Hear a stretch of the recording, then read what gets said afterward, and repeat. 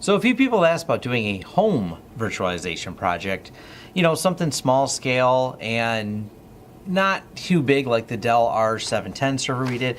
And this is actually something I came up with, because it was on sale. I won't lie. And I have to reference the paperwork, make sure I get the numbers right. We went over to Micro Center and they had a FX 8320 Black Edition AMD processor, which is a nice 8-core processor and actually does virtualization really well. And grabbed an Asus motherboard. It happens to be a M5A 78L M+.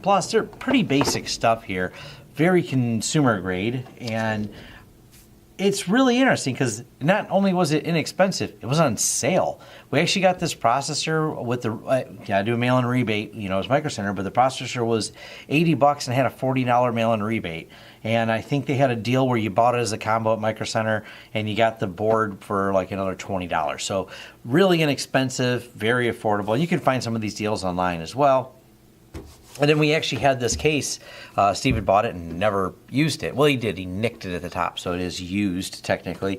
But this is a Thermaltake, the LANbox Lite case. And this is actually going in my house. So my server at home is a little dated and my pfSense at home is really old. And my server that runs Plex is barely able to keep up. It won't do anything more than 1080 and 1080's pushing it to the limit. So I decided to build a virtualization. Went with Xen again for a couple reasons we'll explain here in the software demo of how this all works. But I wanted to virtualize all the things I do. So the servers at home, and it's more than one now, and this is going to bring it down to one server. What it's doing is I have stuff that runs backups, I have stuff that runs my Plex, and then I have a separate box for pfSense. This is all-encompassing. So we're actually going to boot Xen. We put a couple network interfaces in here, so it's going to connect to my cable modem at home, and the idea is going to have a virtualized version of pfSense inside of here. So the server will boot up, and we're going to set it to auto boot, auto start. So in case power loss and nobody's home, the kids will still have internet, and the wife, because that's important. But I wanted something really compact and that should work really well. So this is going to be kind of a little project, and I'm load it all up, and then I'll do the video. Well, it's already built now, so I'm going to do the video now on how all the software works. That's the real nuts and bolts of all the virtualization, is showing you how the software works and how we got pfSense virtualized and how you set that up. There's some things you have to do, and that's what we're going to cover, is show you how to get all this working. So, well, here's the box. We got that part covered now. Well, if you couldn't tell by the orange tiles, that video was done about a month ago before we swapped the orange tiles down, and that was on purpose. Well, the tiles were on purpose and the delay. I shot the video because I wanted to put the machine in, I wanted to use it for a while, I wanted to load it all up and really test it and see if I had any hiccups, problems, or anything. And it worked well, but I'm going to cover a couple little things related to it and making sure. So if you decide to set this up in the same way I did at home, where you virtualize pfSense, Xen Orchestra, Plex, and your backup server and any other miscellaneous servers you do in your home on a lesser powered machine, I'll go over how I did all that and set it up. So I'm going to start with what's right here. The internet comes in. There's only 2 network cards in this virtual machine, the LAN box that I showed you in the beginning here. My internet provider, currently Wide Open West, they bring in the internet and it goes to the WAN port on there. Now, I labeled it WAN. I chose one of the network interfaces as WAN. I chose the other one as LAN when I set up Xen server. So when I loaded it, the first interface it found I set to be the management port to manage Xen, and this to be like basically a second network card inside the machine. And the only thing attached to that network card is the WAN side of pfSense. That's it. So in worries of if someone was on the internet, could they get to the management side? No, it's physically not connected. It's connected to one network interface card, and that network interface card is then mapped to the pfSense machine. From there, pfSense hands out DHCP addresses to the LAN network. Now, the LAN network is dual. You have the internal sides and the external side. It's physical one, but it goes in and out the same way. So you attach things to that same network interface, the Plex server I have, the backup server, and Xen Orchestra, all on this LAN part. And then externally, just a standard dumb switch, no smart switch, no managed switch, goes out of there, goes to my Unify APLR, and there's my Chromecast, laptops, phones. There's a couple Chromecasts out there. These are the wireless devices, and of course the kids got phones, and I didn't bother duplicating, but there's tablets as well, or any internet device. We don't have any IoT devices in the house, so it really is just laptops and tablets and Chromecasts and things connected to it for the wireless, and when friends come over. Now, the things that are hardwired are the gaming system. Always hardwire your gaming system, best way to do it. So if you're having any lag issues, it's not because of interference. So the gaming system we have, which is also the only Windows machine I own, Linux gaming, whole other topic. It runs a lot of games, doesn't run all the games. So the gaming system is hardwired in, and I have the Chromecast Ultra, which supports network jack, and that's because of 4K content. It works really good, and you may have noticed I have an APLR that does not support AC. I'm just not worried about that extra speed going out, but it does cause some hiccups occasionally. If you were trying to stream 4K content to a Chromecast, they recommend a faster connection. I like a hardline connection because it is a much more immediate connection. I've tried both, and these Chromecasts, none of these are connected to 4K TVs. Matter of fact, one of them is an older TV my son has that's 720, so it's just not. It doesn't matter, works great. So there's two Chromecasts there, one Chromecast to our big TV in our living room, and that's the Chromecast Ultra. And then the server's running inside here. The backup server just runs SyncThing and syncs all the data from my network at my office over to my house for a backup. Now, being that it's business data and things like that, one, we encrypt before it leaves. Second, when we land it on here, it's also encrypted on a hard drive. So if you were to physically steal my Xen server, when these boot up, they're using Lux encryption, and you have to manually type in the password. Now, this is done inside of the virtual machine. It has nothing to do with Xen at all. It's the way I set up my Debian machines. Now, that being said, we'll show the usage on it. It's very minimal amount of RAM and processor power at all it takes, and this actually allows for hourly syncing of our critical data to this via SyncThing, via VPN, so everything's locked down and secure. And that's really all this box does. But of course, something could happen, someone could take something, which is why I use encryption. Now, we encrypt it before it leaves. The way we do the encryption for our database backups, we encrypt it before it ever gets off of the servers that run the database, which they're locked down. They need their Lux encryption as well, just like the FreeNAS has its own encryption. I believe it's GLI encryption. We use that as well. So everything top to bottom, security is really, really at the forefront of all this. So even if you were able to get the password of this, you would only find more encrypted data. I just wanted to cover that. A lot of people ask me about that, and I've talked about it, and maybe it needs its own video just talking about top to bottom, encrypting each step of the way. So that being said, it doesn't use a whole lot of horsepower. It runs SyncThing. Did a whole video on SyncThing. Still using it. I think that was like a year or two ago I did the video. It still hums along really well. And what it does is you take two folders, you point them at each other. Picture a self-hosted version of Dropbox if you're not familiar with SyncThing, but I'll leave a link in the video, a link in the description so you can go watch the SyncThing video if you want to understand it. But that's how all the data gets over to here. And it's really lightweight because this only has 512 RAM assigned to it, and I think it's using not even a quarter of that. I think it uses 100 megs of memory. Less, meg, not gig. 100 megs, half a gig of RAM assigned to it. Now, the Plex server is a little bit different story. I found with some of the larger content, once you get over, and this is once again running Debian, Plex seems to want about gig of RAM for 1080p, 60 frame a second content. It has a little bit of a struggle with that processor with some, and it comes down to how it's encoded 4K content. So I have 2 gigs assigned to it, and it does work. Depending how it's encoded, it'll play 4K, but it has no problem playing any 1080 content. That actually works great. That barely even sweats the processor, but it is a substantial 4 times more data when you're trying to run 4K. I don't really do much 4K content. Matter of fact, I don't really do much with Plex. It doesn't have a lot of storage because there's just a few things on there.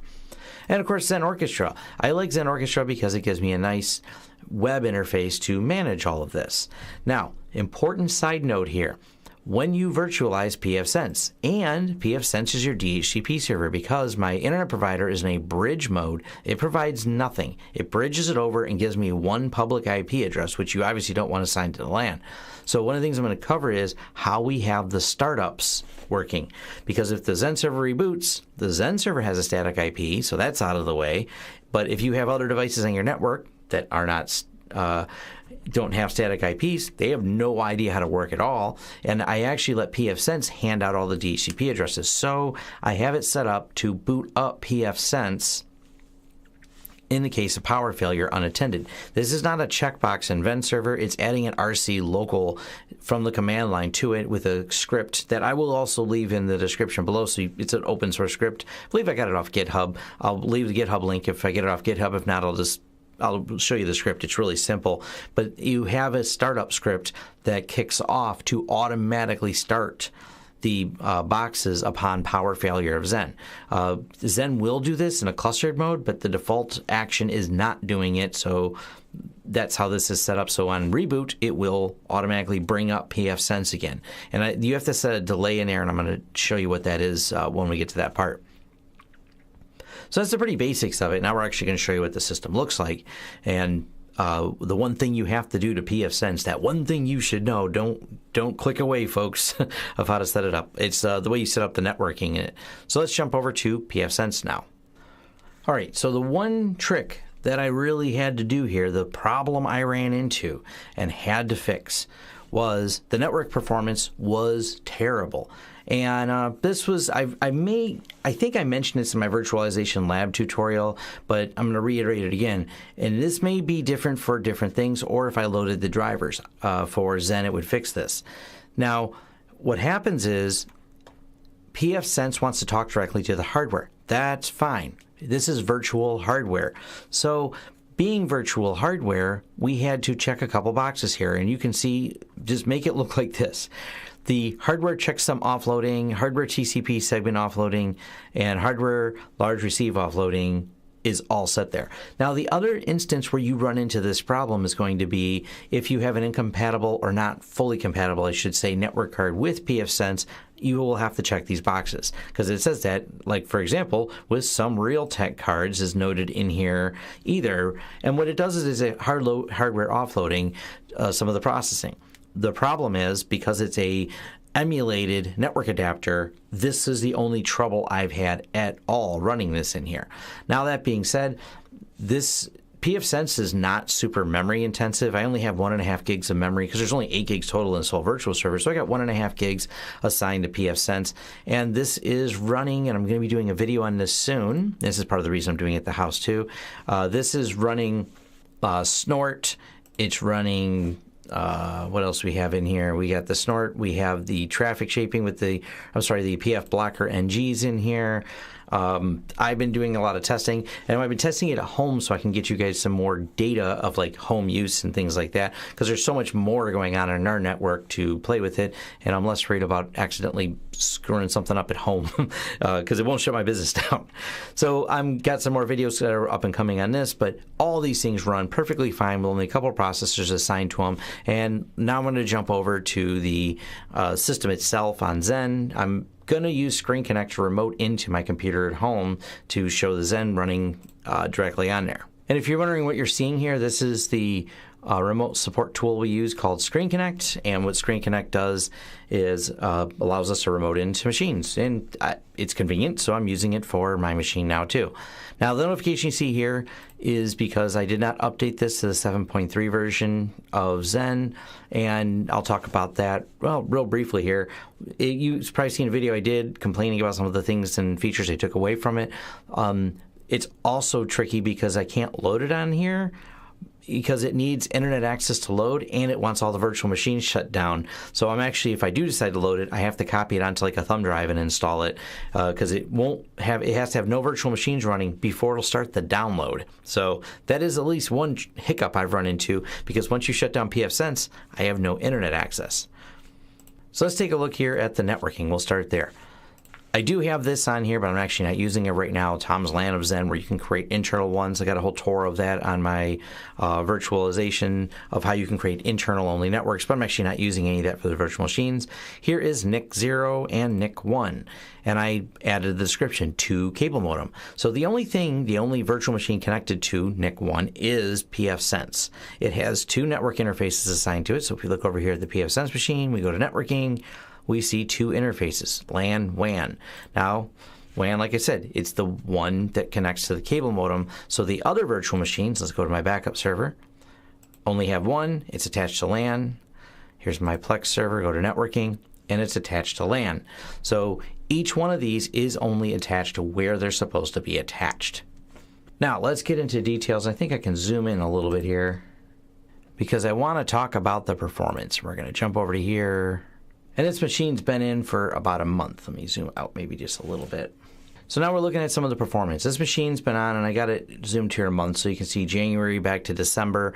It was right around just about 30 days ago that I loaded this. So here's where the peak is for the writes back and forth to the hard drives, where I set up all the virtual machines and loaded them. After that, not much at all, because it just doesn't take a lot of power to run these.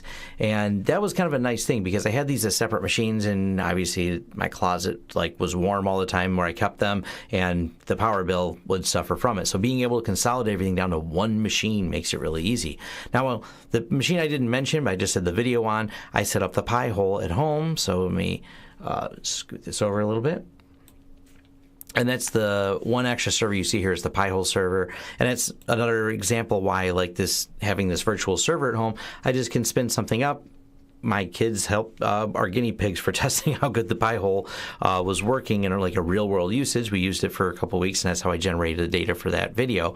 But once again, when you look at the performance specifically on that, it takes nothing. Matter of fact, it only had 512 assigned to it. Now let's look at some of the individual servers. Here's the backup server, like we saw, and it's actively backing up right now. And let's zoom into like the 1 hour, because we do hourly backups. Here's those little bumps from the hourly backup. It almost uses, can't even tell, but it doesn't look like maybe a couple percent of the CPU power. Let me look. Yeah, 6.3% is what we're hitting to back up that. And there's about, I don't know, quite a few gigs worth of files. I don't have the exact number, but it syncs them, it pulls it through. Our databases aren't that big, so it's not too much to consolidate. It's just important stuff. Performance of here, running all the things that I'm running. The only thing that might slow it down if you're downloading, when I download like a Linux distro at home and I'm using a torrent, I'll watch some spikes on here. You'll see little peaks here and there, and that's where I did that, where you see the network performance. Once again, though, with 4 CPUs assigned to pfSense, nothing is fully saturating it or using full performance. Now, the only exception to that's going to be, when you look here, is the you see a lot more usage on this system here. And I was playing around with it, trying to play some 4K content. It peaks it out right away, but 1080 plays perfectly fine. And the Tom's house server mostly is used for Plex. There's a few miscellaneous things I have on there, but it's mostly used for Plex and works wonderful for it. So 1080 content, doesn't stress it, plays great, no issues at all on there. Now, the important part, though, something we want to talk about here is go in here. We're going to go over to the console. I'll open it up in PuTTY. All right, here's that really simple script. And like I said, I'll make sure there's a link to this below or a link to where it was, or you can get you a copy of the script.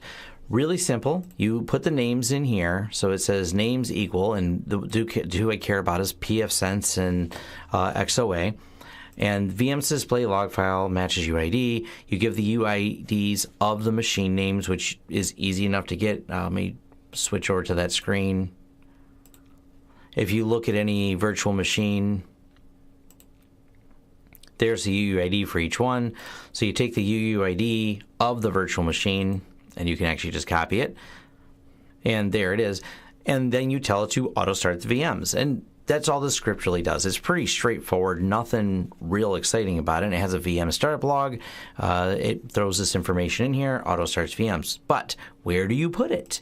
So the way I set it up was, and we'll just set the go it's in, oops. So you go over here to etsy/rc.d, and if I do an ls here, I created this file December 9th, that's when I set this up, rc.local. And all that file does, we're going to go ahead and cat this, is it's a generic RC local file. I had to add Sleep 360 because it would init RC local a little bit too early sometimes before the storage is ready. So 360 seconds is plenty of time for the machine to settle down, be completely happy after a reboot in case anything went wrong, doing a disk check and things like that. Then it just goes and runs start vms.sh. That's it. So this file in RC local, boom, you can do this. Now, I found this in the Xen forums. This is not like unheard of knowledge, so to speak. I didn't invent this at all. And it's really simple. And it even tells you what to do here. It says, make sure you run chmod plus x, because first thing Tom didn't do was read this and then forgot to set it executable. Just an oversight on my part, but it works perfectly fine. I have pulled the plug on the machine a couple times to make sure it would completely come up, and that's great. Other side of it, though, when you're running updates and you want to run the update, reboot, and run another update, you forget, and then the machine starts in the middle of you trying to run an update and you get other errors. So think about this. If you're running updates, make sure it's in maintenance mode so the machines won't start when you do that. But other than that, it's not been a problem at all for doing the things that I do at home and having a home server. It's been really handy. Virtualizing pfSense has been fun because I can do custom things, and before I make any crazy changes when I'm turning things on, I just make a snapshot real quick and go, okay, I'm going to change this or change that, and you make a snapshot of it, make those weird changes, or set up tests that lead to more videos, and it gives me a better than setting up a more sterile lab environment here. I get a whole environment of what in the world are my kids going to load on their laptop, and what is it all going to do, and everything else. So it's kind of fun being able to do this at the home level. So all my home servers and are easy to access. The other reason I use Xen Server, and I got to update this one to the same version I have here, but it should work perfectly fine for importing VMs, is in the event something absolutely horrible were to happen to my building, to my business, or anything like that, I want to make sure I have a Xen server at the ready. So I have a spare Xen server here. So we have two of them. One's not even plugged in. It's just I turn it on, I load the updates, and I keep it turned off. It has its own local storage. Because I constantly back up every weekend, with all my backups, I have always recent copies of everything. So if I need to restore a server, I can restore a server. So if something happens to the building, something tragic, a flood, a fire, whatever, the unexpected, I keep extra copies of my servers. I take them each weekend home on an encrypted drive. So I can really quickly restore, and if I had to run my business from my house with my Xen server, I could restore, some of the critical things we may need, and make things happen. Like even we self-host even our remote support tools. So we would just change the DNS entries to point to my house when we would grab our laptops around the table and plan. This is just part of the disaster recovery planning, is having a plan B for this. Of course, because I'm exporting them in the standard format, which is something I like about Xen, I could upload them to a cloud-hosted provider as well and not have them in-house. So there's other plans, other options. But that's it for running a virtual server and at my house and how I got it set up. If you like the content here, like and subscribe. If you have questions about this project, let me know. Leave them in the comments below or join our forums where I can hopefully be more interactive and answer questions about it. All right, thanks.